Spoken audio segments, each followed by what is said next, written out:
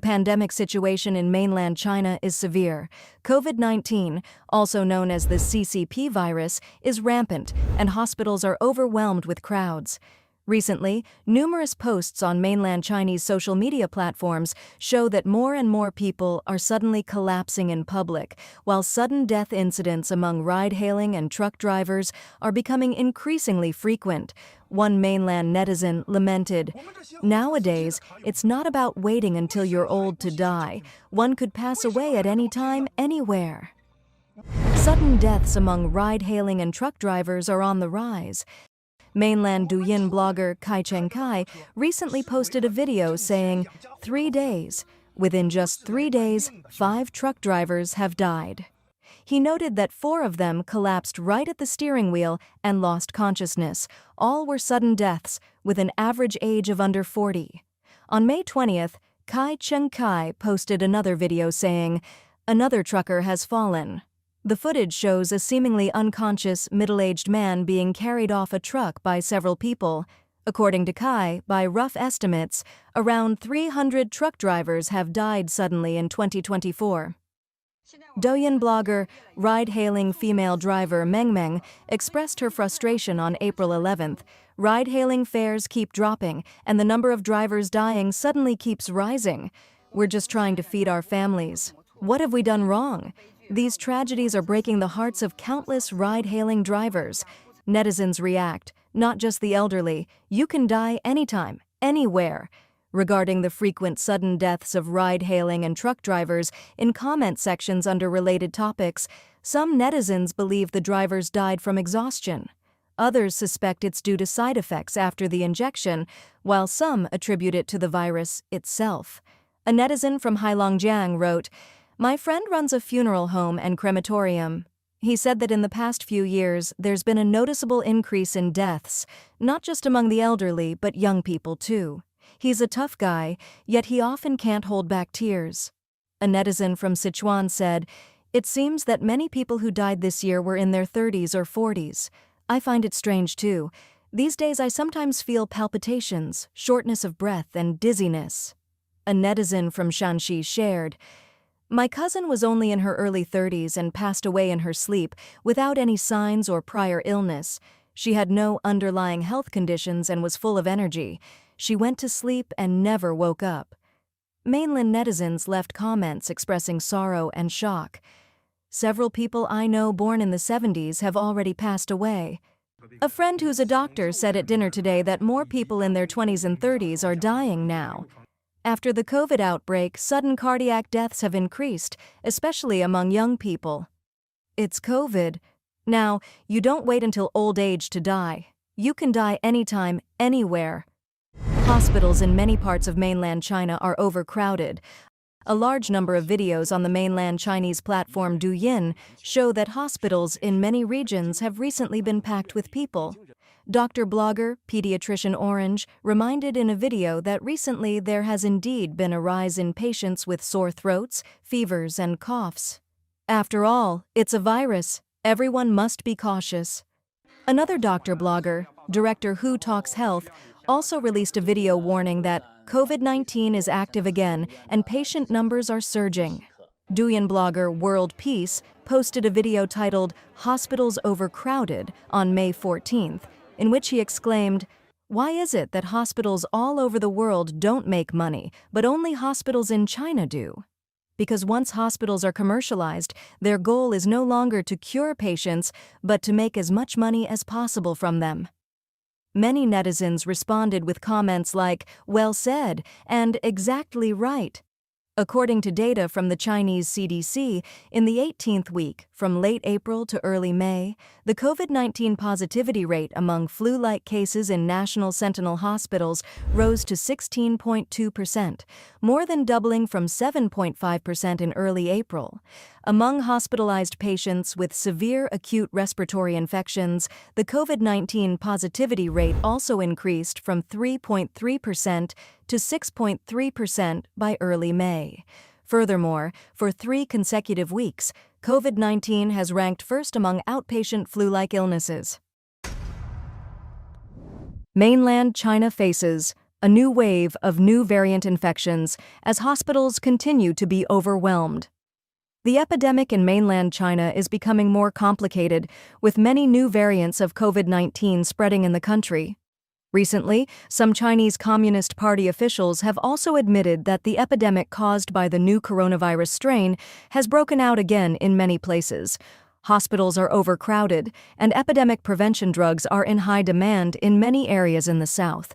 People revealed that this virus is very powerful, and many young people have passed away suddenly. Many people suddenly collapsed and passed away while walking, and some never woke up after going to sleep, even though they were still very young. At the same time, the number of people who passed away from the new coronavirus in Hong Kong has increased tenfold compared with 2 months ago. Meanwhile, neighboring countries of China in Southeast Asia, such as Thailand and Singapore, have recorded a high number of people infected with the new variant, with dozens passing away every day. Chinese blogger. Recently, many people have found that there are more people coughing and with fever around them, and the new coronavirus has quietly risen again. On May 16th, the topic of the new coronavirus infection is rising again in mainland China became a hot search on the internet. According to Li Dongzheng, chief physician of the Department of Infection Comprehensive Department of Beijing Yuan Hospital, affiliated with Capital Medical University, the number of outpatient visits and the positive rate of the new coronavirus have begun to increase since March. Many mainland people have posted videos saying that this wave of the virus is very powerful, and many people have symptoms such as fever, cold, sore throat, cough, etc., and the hospital is full again. Mainland Chinese. I've been infected with the coronavirus again. Oh my god, my throat hurts, my nose is stuffy, I have a runny nose, and I cough. I feel like I can cough out my lungs with every cough. And today, my sense of taste and smell has decreased. I clearly feel that this coronavirus strain is very strong, so everyone should be careful. The Chaoyang District Center for Disease Control and Prevention in Beijing reported on May 12th that the current coronavirus activity in Chaoyang District is on the rise. Data released by the Chinese Center for Disease Control and Prevention on the 8th showed that within 5 weeks, from March 31st to May 4th, the national outpatient coronavirus positive rate rose from 7.5% to 16.2%. Among hospitalized severe respiratory cases, the coronavirus positive rate rose from 3.3% to 6.3%. The coronavirus positive rate in southern China is higher than in the north. The real data is unknown. In addition, the authorities still have not announced the number of confirmed cases or people who passed away. Dr. Lin Xiaoxu, an American virology expert, this data from the CDC can be said to have not told the public the very important extent of the current COVID-19 outbreak, but only mentioned a so-called increase in infection rate and detection rate. This detection rate has not been explained here. For example, whether the detection rate of the new coronavirus has increased by 16% among the 3 viruses, or whether the detection of 10 respiratory viruses has increased to 16%, etc. Too much information has been omitted, so this is a very serious information concealment and misleading. According to the Hong Kong Health Department's report on the 15th in early April, Hong Kong recorded another 30 people who passed away from the new coronavirus in the past 4 weeks, which is 10 times that of February. In addition, people in many places in the mainland told NTD that recently, the epidemic in China has been raging, many young people have passed away suddenly, crematoriums and cemeteries have been expanded, and some rural cemeteries are saturated. The authorities are continuing to conceal the truth. Mr. An, a citizen of Shenzhen, there are many sudden deaths now of all ages, but more young people. I have seen several young people in their 20s and 30s who were not sick or had no symptoms, but suddenly collapsed. Ms. Zhang from Yuxi, Yunnan. The price of buying a cemetery has increased by several thousand yuan, tens of thousands of yuan. The number of people who passed away in recent years has increased compared to before the epidemic. The official said it was influenza A and then some virus infection. Anyway, they changed the name to fool the people. China's real estate crisis continues. China Fortune Land Development defaults on 23 billion yuan of debt. Amid the prolonged downturn in China's real estate sector, the debt crisis facing property developers has deepened. Among them, China Fortune Land Development recently announced that it has defaulted on 23 billion yuan in debt. Rongsheng Development is also mired in financial trouble, with more than 1.1 billion yuan in unpaid liabilities and multiple lawsuits looming. China Fortune Land Development, 192.2 billion yuan in debt restructured, over 23 billion yuan still in default, according to the Debt Restructuring Progress Report released by China Fortune Land Development Konadish Limited.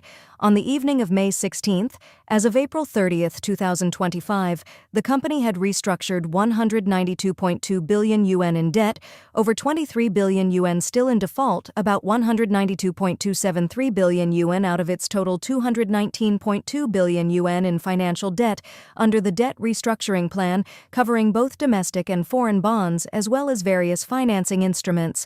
However, despite this significant progress, China Fortune Land Development still faces massive unresolved debt. As of that date, the cumulative amount in default stood at 23.03 billion yuan, excluding interest, underscoring the immense pressure the company faces in debt repayment. In terms of cash flow, China Fortune Land Development and its subsidiaries added 350 million yuan in overdue debt in April, highlighting ongoing liquidity stress. Furthermore, several new arbitration and litigation cases totaling 1.419 billion yuan in claims have added further uncertainty to its future operations.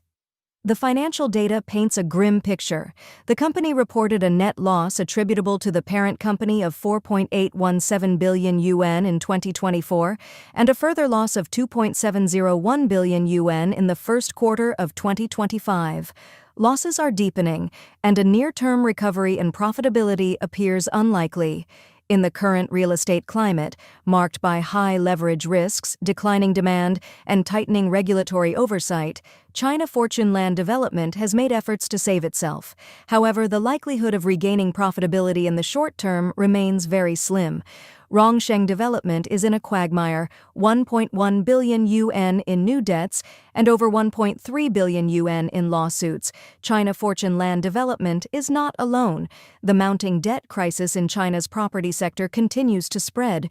Another developer, Rongsheng Development, also revealed its precarious financial position on May 16th.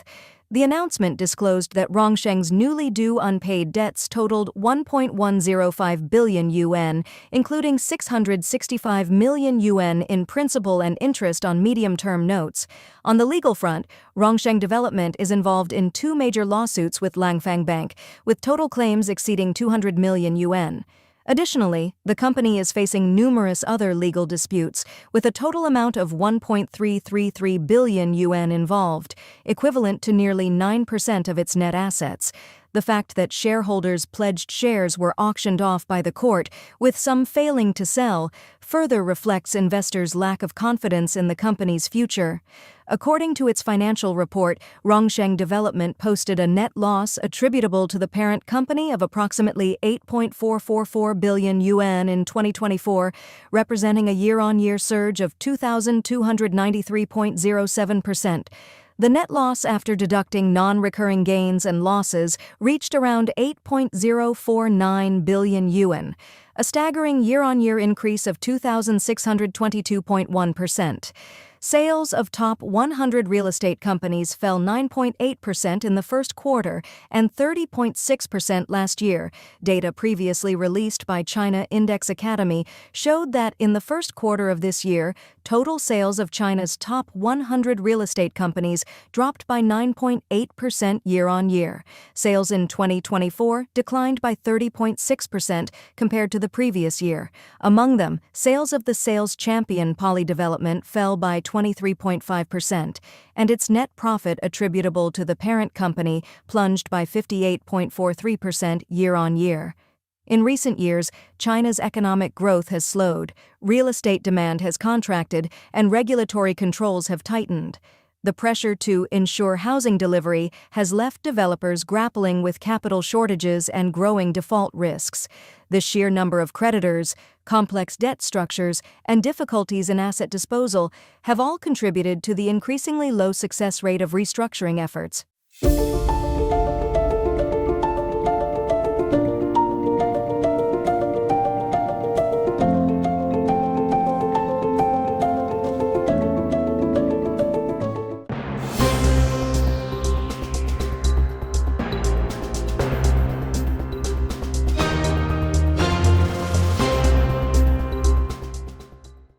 A resurgent nightmare, the return of the pandemic.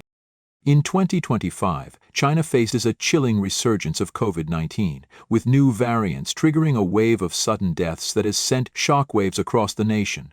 From Hohhot in Inner Mongolia to bustling metropolises like Shanghai and Guangzhou, private clinics are overwhelmed with patients exhibiting prolonged coughing, vomiting, diarrhea, and an eerie, soulless demeanor. Lu Kun, a clinic owner in Hohhot, shared on social media, "Patients arrive with vacant eyes, as if their souls have left their bodies. Many remain ill despite months of treatment." He predicts the outbreak will peak in June and July, with severe cases allegedly concealed by authorities. Unofficial estimates suggest China's population may have fallen below 1 billion, starkly contradicting the government's claim of 1.4 billion. The relentless sound of firecrackers in rural areas, a local custom signaling death, serves as a grim reminder of the unfolding tragedy. Social media reports amplify public anxiety. From ride-hailing drivers to university professors, sudden deaths are striking younger demographics, with victims in their 20s and 30s. One netizen lamented, "You don't need to be old to die anymore. Anyone, at any time, can collapse." A notable case in Shanghai's Pudong district saw a construction truck sealed with a no-exit notice on May 21, 2025, fueling suspicions of covert lockdown. Days later, a primary school student in Guangzhou tested positive for COVID, forcing home quarantine and reigniting fears of draconian restrictions. The CCP's cover-up. Trust in tatters. The Chinese Communist Party's CCP lack of transparency has eroded public trust.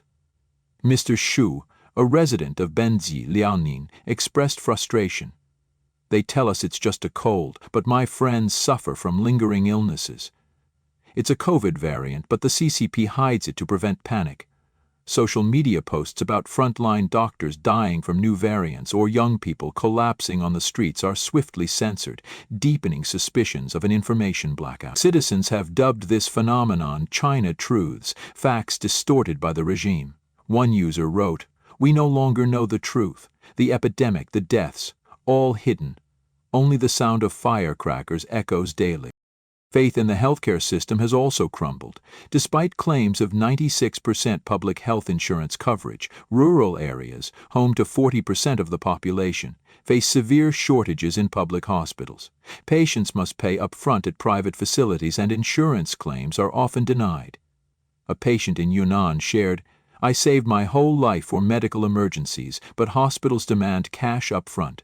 Insurance is an empty promise." The weak pension system exacerbates fears. With an average monthly pension of just $25.00 for two-thirds of the population, leaving citizens hesitant to spend, fearing for their future or health crises. Economic paralysis. The health crisis coincides with an economic collapse, creating a vicious cycle. The 2025 Dragon Boat Festival, traditionally a vibrant celebration with zongzi, sticky rice dumplings, and gift-giving, has become a symbol of decline. At Fulongmiao Market in Guangxi, stalls overflow with lychees, watermelons, and zongzi, but buyers are scarce. A vendor lamented, "I sold 2 watermelons all morning. Prices are dirt cheap, but no one cares." Department stores, once bustling during holidays, stand empty. Uncle Big Village, a shop owner in Guangxi, posted a video online. "The Dragon Boat Festival feels like any other day, not a single customer, just staff wandering around." How can businesses survive like this? Consumer confidence has hit its lowest point since 2022, with youth unemployment in double digits and property prices plummeting to 2017 levels. People aren't spending, not out of choice but necessity. With an average disposable income of just $5,700 per year, and Shanghai housing prices 50 times the average income, spending is a luxury. China's deeply ingrained saving culture, rooted in memories of famine and the Great Leap Forward, has led to household savings of $19 trillion, larger than the national GDP, but this money remains locked away, paralyzing the economy.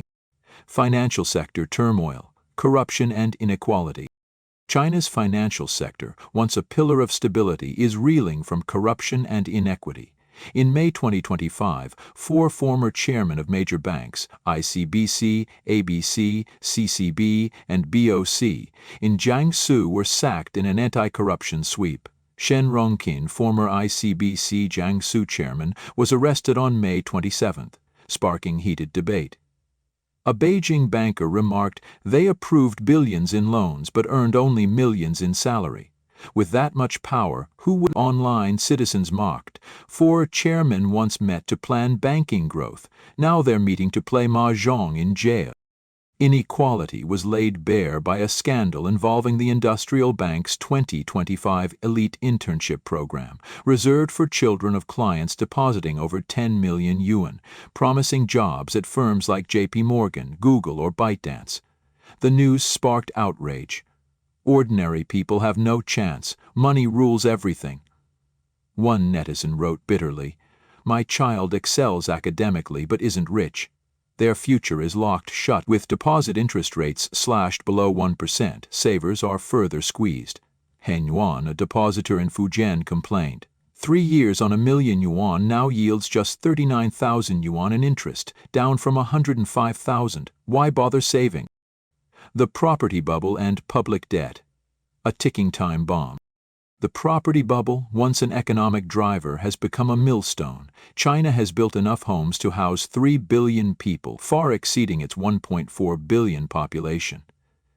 Evergrande's 2021 collapse triggered a domino effect, with developers like Country Garden defaulting and property prices crashing. The CCP spends $280 billion, 0 cents annually, to buy up surplus real estate, pushing public debt to 88% of GDP in 2024, projected to hit 100% by 2026.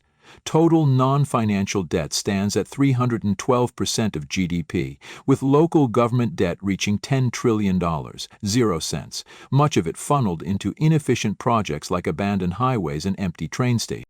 The billion-yuan highway, one side complete and the other in ruins, symbolizes Chinese fragile economy.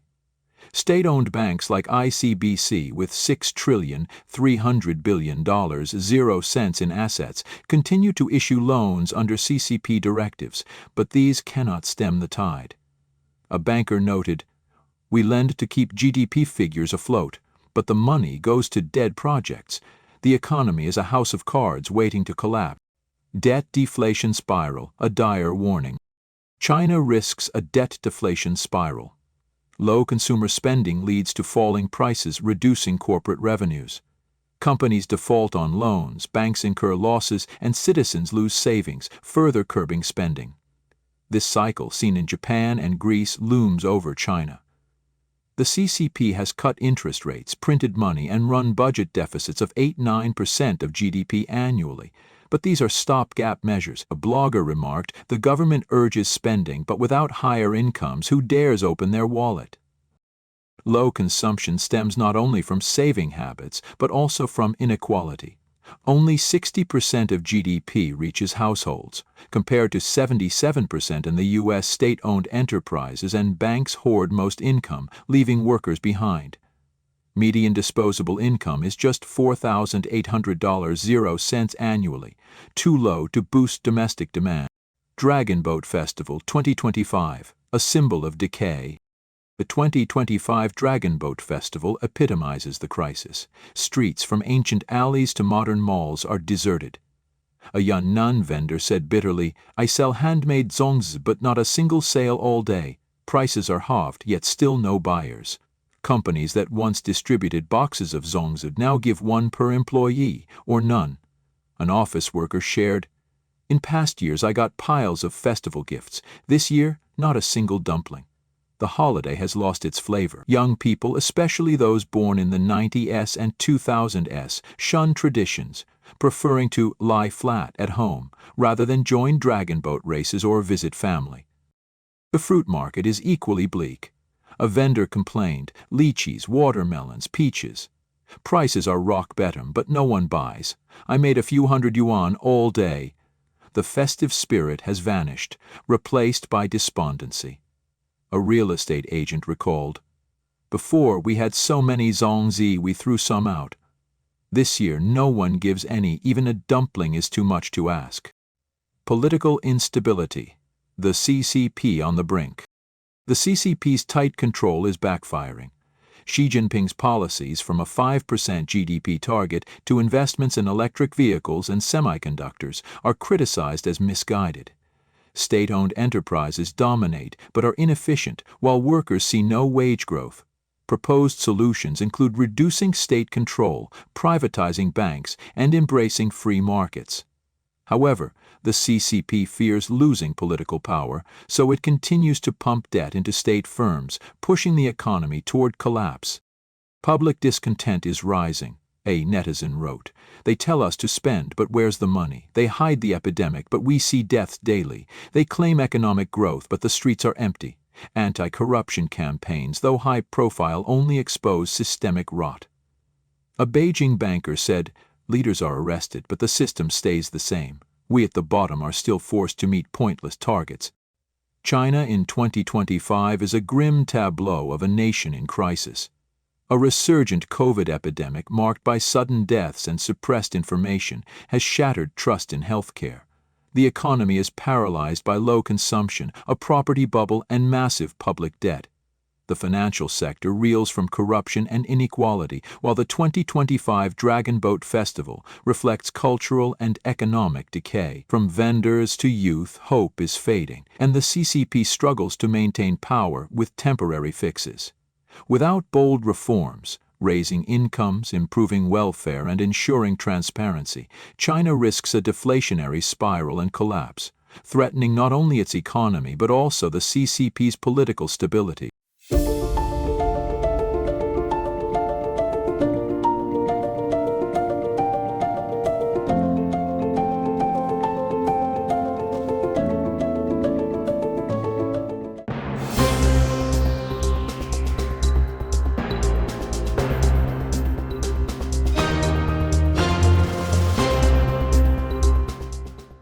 The rise of XTV-1, a lethal new threat. A grim shadow has descended over China as a new SARS-CoV-2 variant named XTV-1 surges with unprecedented speed. Doctors at Beijing's Wanjing Hospital, affiliated with the Chinese Academy of Medical Sciences, warn that XTV-1 is not only far more contagious than previous strains, but can cause severe damage within just 48 hours of infection.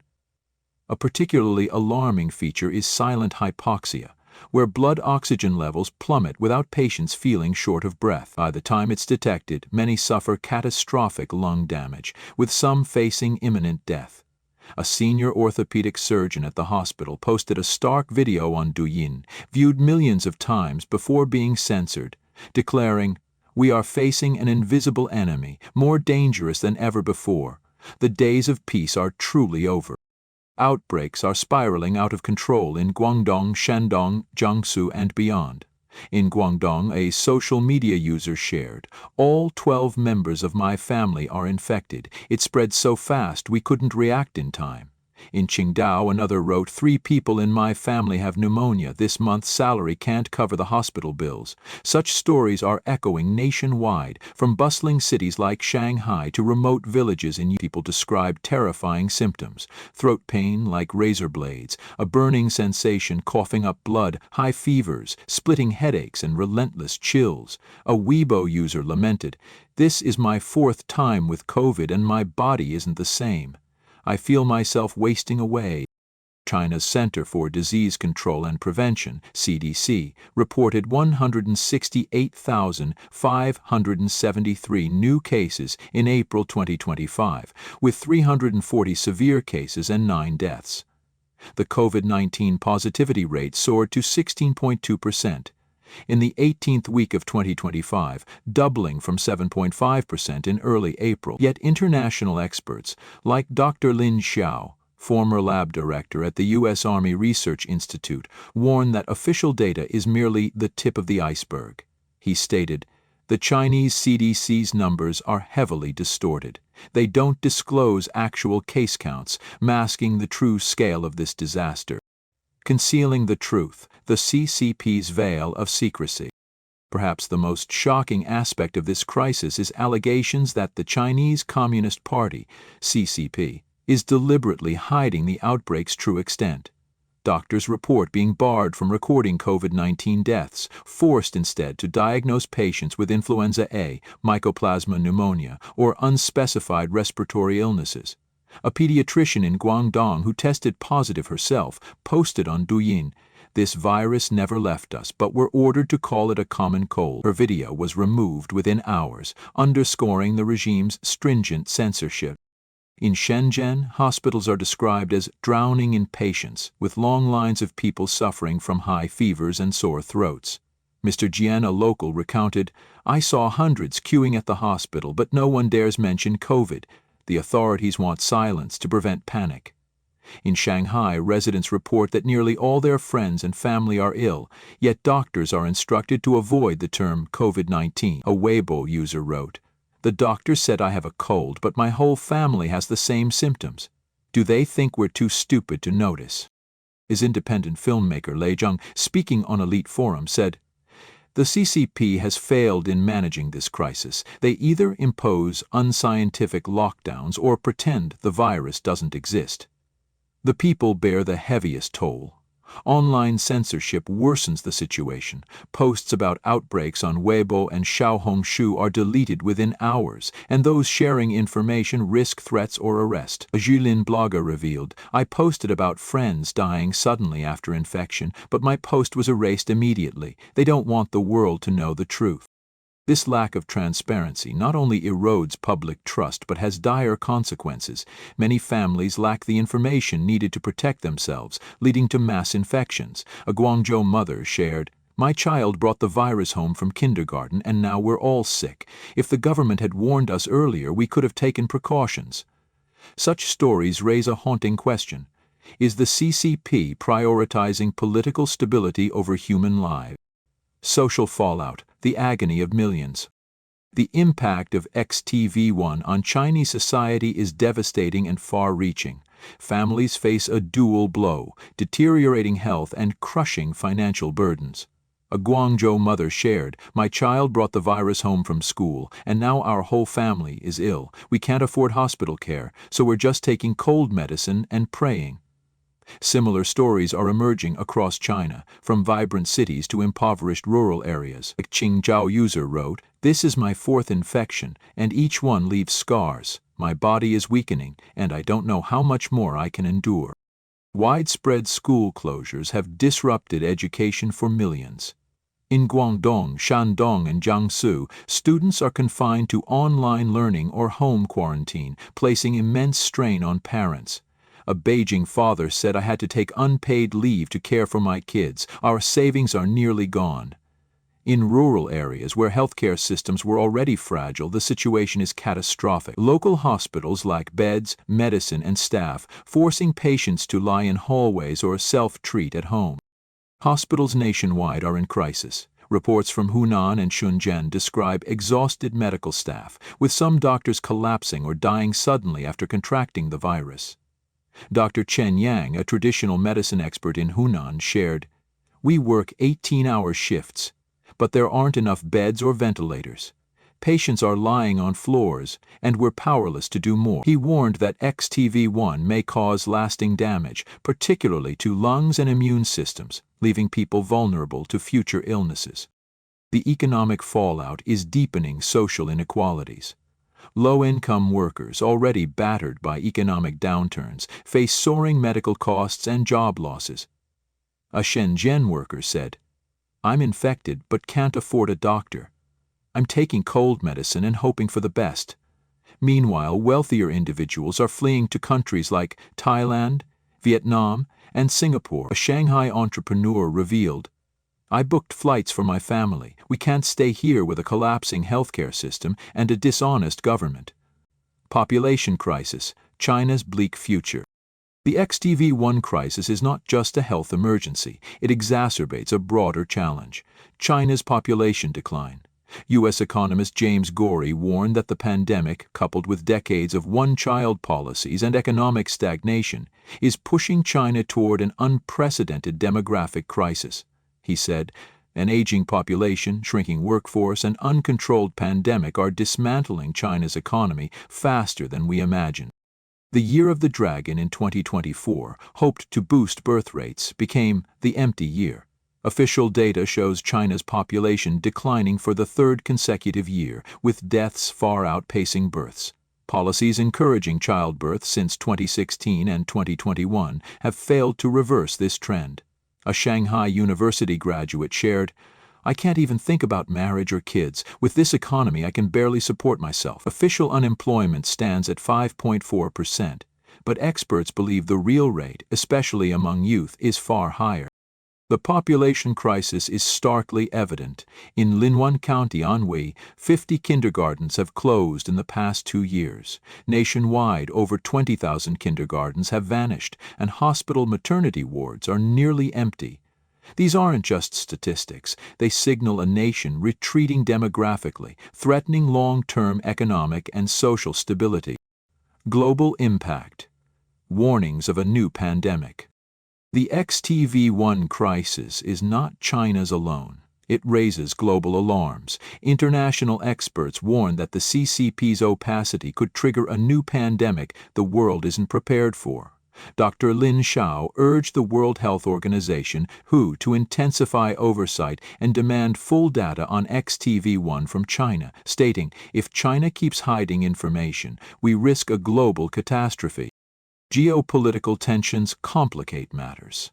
The U.S.'s tightened visa policy, announced in May 2025, puts 277,000 Chinese students in the U.S. at risk of visa cancellations or deportation.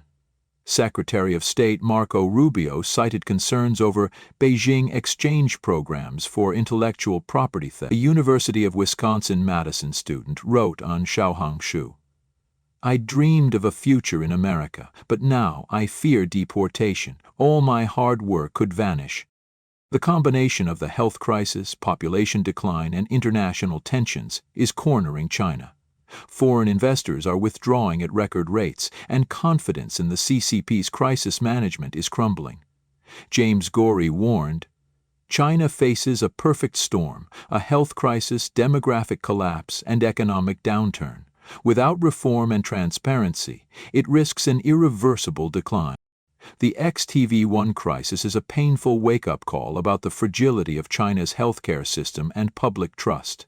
As families battle illness, schools remain closed, and the economy teeters, citizens are pleading for transparency and real support. A Weibo user wrote, "We don't want empty promises, we need truth, medicine, and hope." Another from Shenzhen shared, "The government says everything is fine, but I see friends dying. We need someone to stand up and tell the truth." Share your thoughts in the comments and stay tuned for further updates. Thank you for following China Undercover. If this story moves you, don't forget to subscribe, comment, and share to spread the truth. See you in the next video.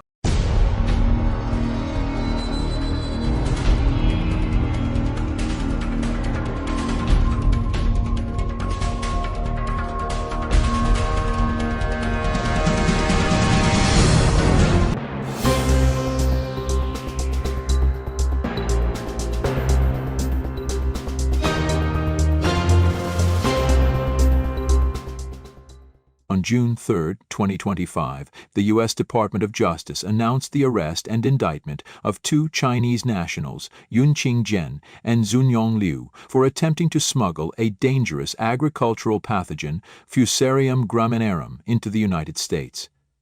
This fungus, known to cause head blight in crops like wheat, barley, maize, and rice, is considered a potential agri-terrorism weapon due to its capacity to devastate food supplies and produce toxins harmful to humans and livestock. The charges against Jian and Liu include conspiracy, smuggling, making false statements, and visa fraud. According to federal prosecutors, Liu was intercepted at Detroit Metropolitan Airport in July 2024 with concealed samples of the fungus in his backpack. Initially denying knowledge of the samples, Liu later admitted he intended to use them for research at the University of Michigan, where Jian was employed as a postdoctoral researcher.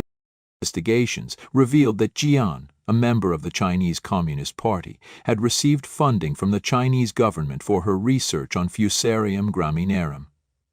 Electronic communications between Jian and Liu indicated prior discussions about shipping biological materials and conducting research on the pathogen at the university's laboratory, which lacked the necessary federal permits to handle such dangerous substances. The University of Michigan stated that it had not received any Chinese government funding related to the research conducted by Jian and Liu, and is cooperating fully with federal authorities. The university emphasized its commitment to national security and condemned any actions that threaten public safety. This case underscores the serious national security concerns associated with the unauthorized importation of hazardous biological agents. The potential use of such pathogens as agro-terrorism weapons poses significant risks to the U.S. food supply, public health, and economy. The Department of Justice continues to prioritize the investigation and prosecution of individuals involved in the illegal trafficking of dangerous biological materials. China's healthcare collapse, a silent tragedy. China's medical system is collapsing, and hardly anyone is talking about it. Behind the bright neon of megacities and headlines about technological growth, an invisible crisis is unfolding inside hospital walls across the nation. This is not merely a public health challenge, it is a structural breakdown rooted in demographics, policy failure, censorship, and decades of misplaced priorities. Since the onset of the COVID-19 pandemic, China's healthcare sector has been in freefall. And while the world has largely moved on from the global health emergency, in China, the damage has not only lingered, it has metastasized. A system built on sand. China's public hospitals operate under a dual system. They receive government subsidies as public welfare institutions, but they are also expected to generate revenue through market operations. This hybrid model places them in a fragile position. As long as patient volume is high and insurance payouts flow, the hospitals can survive. But once the population starts aging, shrinking, or spending less, the entire framework begins to crack. And that's exactly what's happening. The collapse isn't theoretical. According to data from the National Enterprise Bankruptcy and Reorganization Case Information Network, hospital bankruptcy filings have surged from just 160 in 2021 to over 1,200 in 2024. Most of these are private or lower-tier public hospitals, and they're not being shut down because of poor care. They simply cannot afford to operate. Private hospitals the first to fall. Since the start of the pandemic, over 2,000 private hospitals have already gone bankrupt. Many of them were small outpatient clinics or community-based facilities that provided essential services in rural or suburban areas. These institutions served as the first line of care for millions of citizens, especially the elderly and the working poor. Their closure means longer travel for basic treatment, overcrowding at larger hospitals, and in many cases no access to care at all. Yet this wave of bankruptcies is not evenly distributed. Poorer provinces like Henan, Heilongjiang, and Gansu have been disproportionately affected, exposing regional inequality in healthcare infrastructure. In these places, a single hospital closure could leave entire counties without essential services like maternity care, emergency trauma response, or even basic pharmacy access. Overcrowded giants, hidden deaths. The hospitals that remain open are under siege. Reports from residents in cities like Changsha, Zhengzhou, and Chongqing describe scenes that would not be out of place in a wartime field hospital. Corridors crammed with stretchers, elevators overwhelmed, and patients dying while waiting for care. At the first affiliated hospital of Zhongga University, which boasts 10,000 beds and is among the largest in Asia, eyewitnesses report that even the hallways are packed with people lying on floors. In one such account, a man delivering food to a relative noted that he waited over 30 minutes just to use one of the 8 elevators, all of which were constantly full. The smell of disinfectant, sweat, and fear permeated the air. And worse, sudden deaths were becoming commonplace, yet staff offered no explanation. Heart failure, they might say, or complications from pre-existing conditions. Actions, but the truth? It's rarely spoken. Doctors and nurses are allegedly instructed not to report COVID-19 as a cause of death, nor even to inform patients of a positive diagnosis. In many cases, family members are only told of a respiratory condition. This type of narrative control isn't new, but in the context of mass deaths, it becomes chilling. A shrinking population, a shrinking fund. What's driving this collapse isn't just the virus, it's China's demographic crisis. As birth rates plummet and the population rapidly ages, the country's medical insurance fund is drying up. Fewer workers mean fewer contributions into the system. At the same time, elderly patients who require more intensive care are growing in number. The result is a deadly imbalance. More people needing care, but fewer resources to provide it. According to a report published by the China Health Statistics Yearbook, non-political medical institutions reported combined losses of 130 billion yuan, tilde 17.7 billion USD, in 2021 alone. By 2023, that figure had risen significantly, with an average loss of $750,000, 0 cents, per hospital. Many institutions had no choice but to close their doors. And yet, the Chinese Communist Party, CCP, continues to suppress this information, insisting the system is resilient and modernizing. Behind the scenes, hospitals are taking on debt, delaying wages, or cutting corners in hygiene and training. Some operate without functioning CT scanners or oxygen supplies.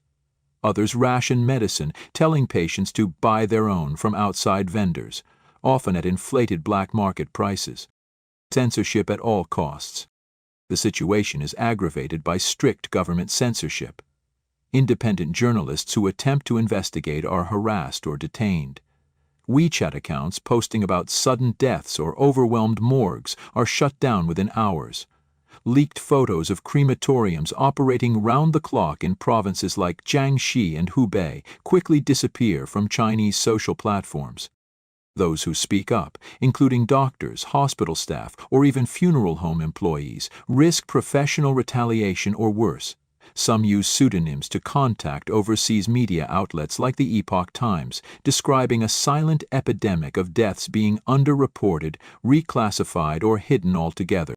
In May 2025, when a quarantine order resurfaced in Shanghai, sealing off a truck and prohibiting the driver from exiting the vehicle, it triggered public anxiety. Was lockdown returning? Why the secrecy?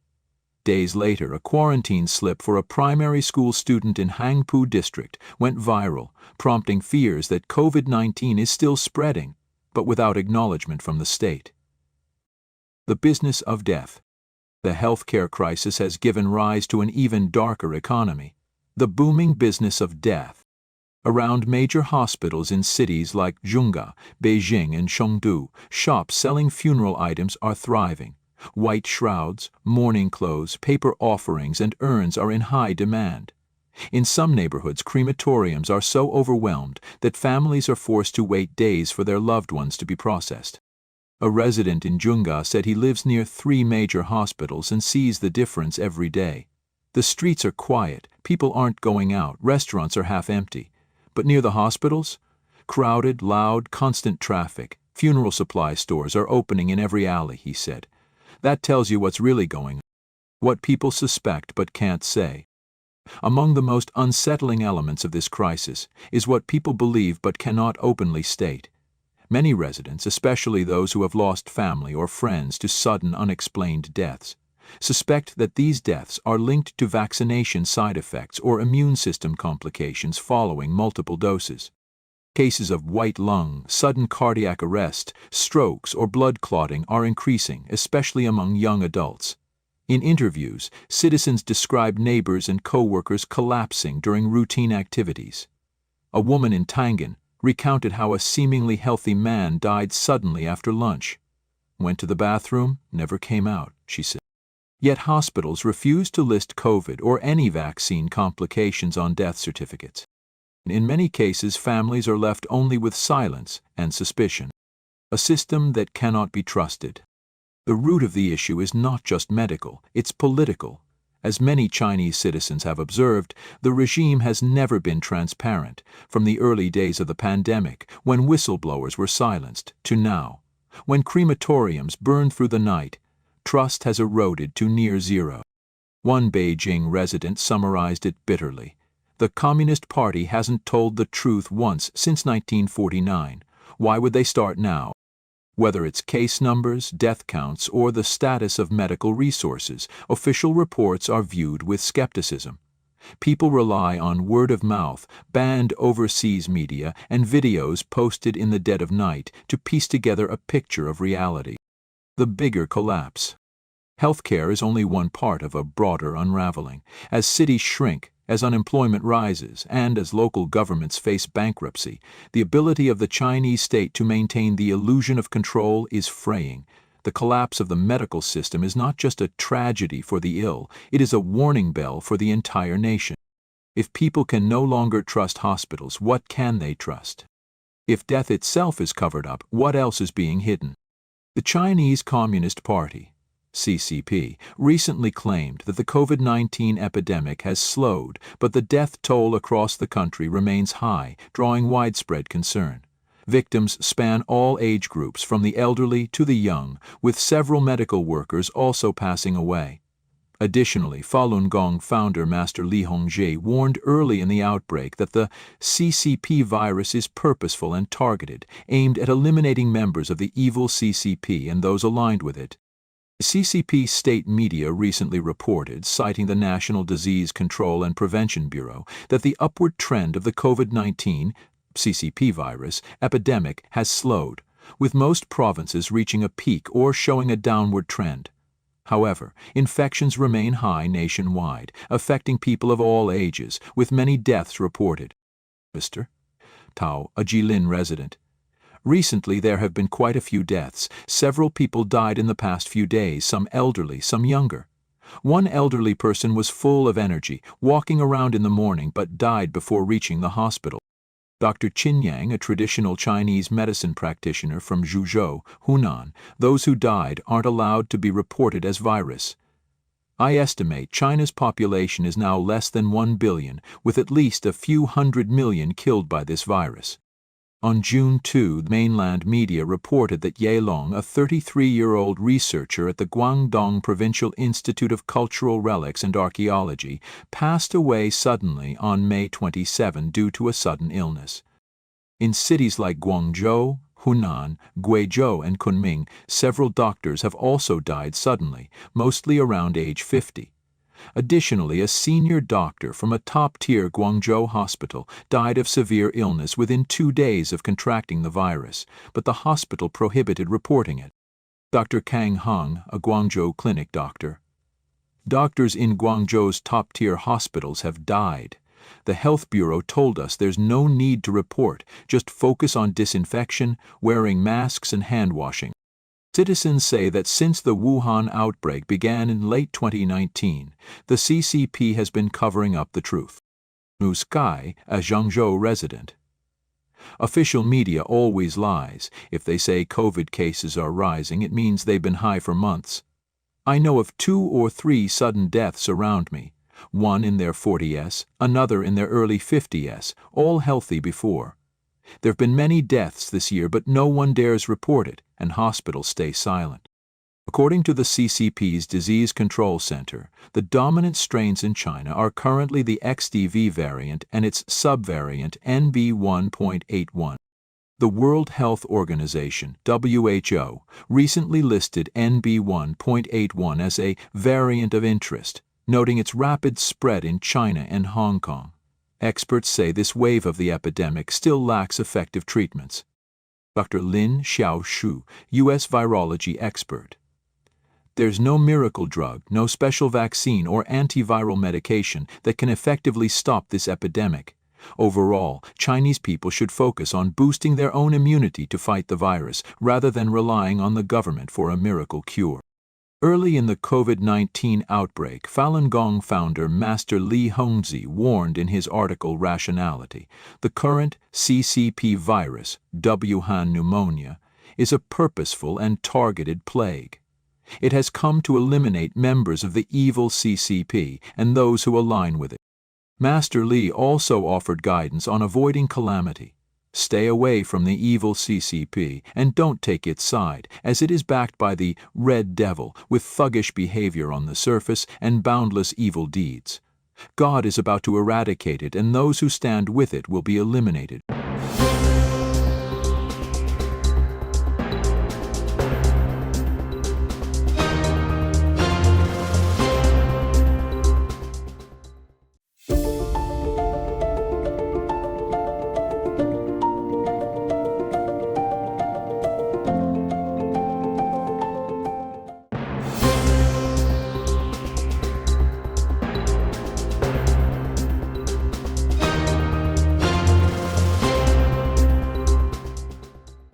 The return of the COVID-19 nightmare. China is once again engulfed in the shadow of COVID-19. The latest reports from Shanghai and other major cities paint an alarming picture. The Omicron subvariant XDV series NB181 is spreading at an unprecedented rate. According to a May 23, 2025 report from China's Center for Disease Control and Prevention, April saw 168,757 new cases, with 340 severe cases and 9 deaths. The positivity rate in monitored hospitals nationwide surged from 7.5% in early April to 16.2% by early May, while severe respiratory infections requiring hospitalization rose from 3.3% to 6.3%. These shocking figures are widely suspected to understate the true scale of the crisis. Unofficial sources on the X platform reveal that hospitals in Shanghai and Changchun are overwhelmed, with corridors turned into makeshift morgues and crematoriums operating around the clock. A Shanghai-based blogger lamented, "This isn't exaggeration. Hospitals are packed, crematoriums have long queues, and new graves are appearing rapidly in rural areas." The zero-ZZOVD policy, once hailed by the Chinese Communist Party, CCP, as a triumph, appears to be making a harsher comeback.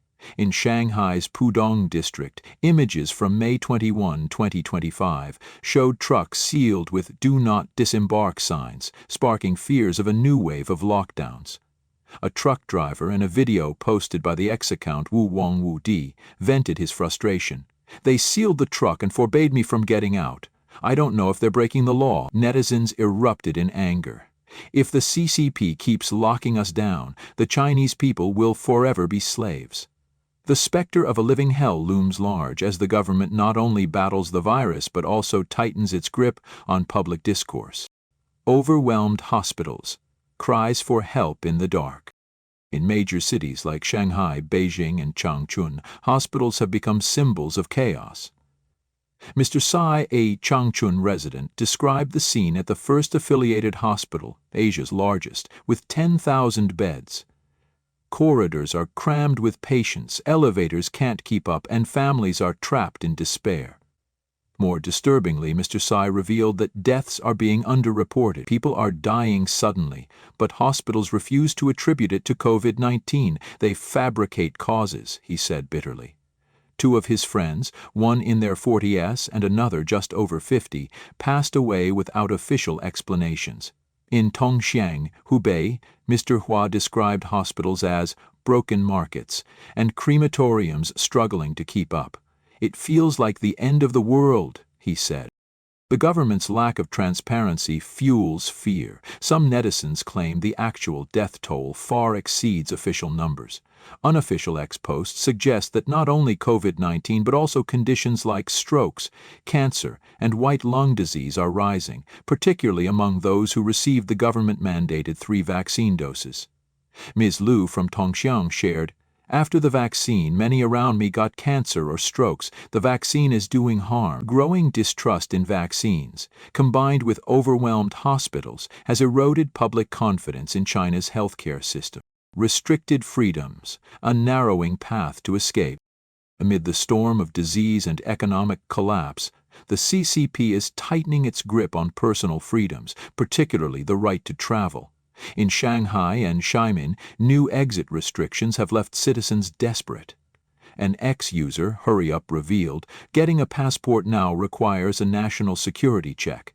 List Southeast Asia as your destination? 80–90% chance of rejection. A Yantai student shared, I applied for a passport 3 times.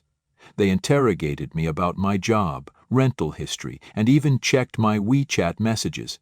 They made me give fingerprints like a criminal. It's terrifying. In Xinjiang, residents must provide university acceptance letters to obtain passports, turning a basic right into an elusive privilege.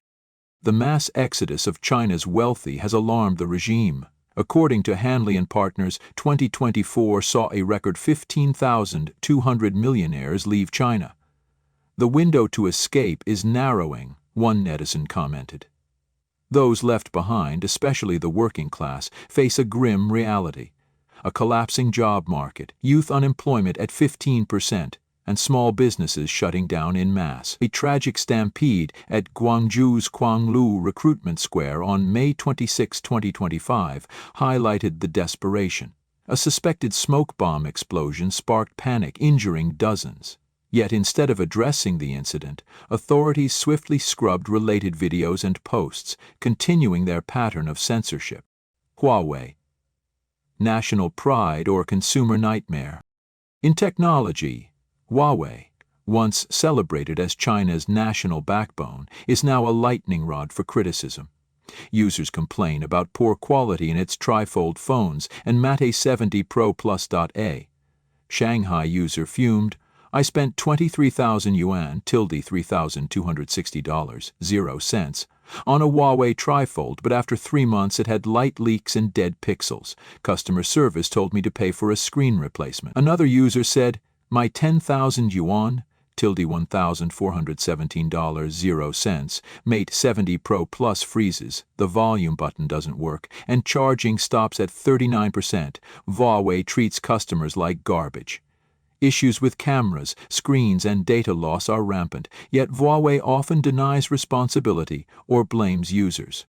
Criticism of Huawei is swiftly silenced by a wave of state-backed patriotism. A small-time blogger, Liang Ka, was pressured by Huawei to delete a video and cut off from suppliers for saying the Mate 70 was selling poorly. They're not good at solving problems, they're good at silencing those who point them out, he said bitterly. The fusion of Huawei's brand with patriotism has created a culture of relentless censorship where consumers face intimidation for speaking out. Buying Huawei is paying for patriotism, one netizen quipped. Corruption and systemic decay. Corruption, a chronic disease, is eroding every facet of Chinese society. Mr. Yin Chang, an employee at a Shanxi vehicle inspection station, revealed that inspections have become a profit scheme.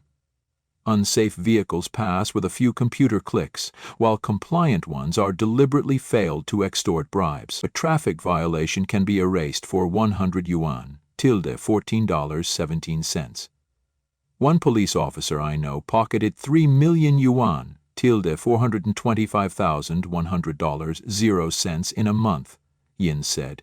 The consequences are deadly. Fake inspection reports contributed to a 2015 Shanxi bus crash that killed 35 people. Corruption extends beyond vehicle inspections. The controversy over the CCP's super embassy in London highlights national-level opacity. Plans for an underground facility at the former Royal Mint site raise concerns about espionage and cybersecurity, especially given its proximity to British Telecom's financial data center. Is this a spy bunker? Asked the Daily Mail. Such suspicions reflect a broader reality. The CCP faces growing international isolation, with countries like the UK, Ireland, and Australia wary of Beijing's influence. Extreme weather. Nature's assault on China. Beyond man-made crises, China is reeling from nature's wrath. On May 28, 2025, northern regions like Huma and Hilar recorded 36.5 DEGC, a May record, following a winter low of 48.2 DEGC. I'm wearing short sleeves in the Arctic village, a Heilongjiang resident marveled. Meanwhile, severe droughts in Shanxi and Gansu have driven farmers to revive traditional rain prayer rituals, though videos of these were quickly censored for promoting superstition. The Central Meteorological Observatory forecast heavy rains in Hunan and Zhejiang, with up to 200 meters of rainfall, threatening floods and further straining communities. Economic collapse, from fruit to luxury goods. As the pandemic rages, China's economy is in free fall. The fruit market, once a pride of agricultural provinces like Guangxi, has become a brutal battleground. The price of durians, dubbed the king of fruits, plummeted from 50 yuan/kg tilde $7.10/kg to 18 yuan/kg tilde $2.55/kg, and even as low as 8 yuan/kg tilde $1.13/kg in some wholesale markets. A Guangxi farmer lamented, imported durians cost over 500 yuan tilde $70.85, but we're selling at a loss for 300 yuan tilde $42.50. The fruit is piling up and no one's buying. Other fruits like lychees, cherries, and watermelons have seen prices drop by 50–70%, a vendor in Hangzhou sighed. Fruit is cheaper than cabbage. 10 yuan, 42 cents, gets you 3 kilos of durian. But even at these prices, no one's buying. The luxury goods market, once a symbol of China's prosperity, is also crumbling. Gucci, a dominant brand in Shanghai's shopping malls, has closed multiple stores, including one at Bicester Shopping Village on June 2, 2025.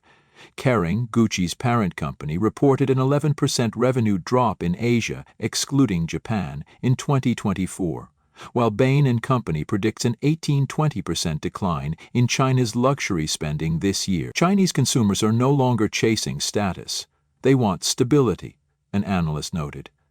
In Beijing, high-end villas priced at 15–25 million yuan, tilde $2.12, $3,540,000, 0 cents, now sit abandoned, overgrown with weeds, reflecting the retreat of the wealthy.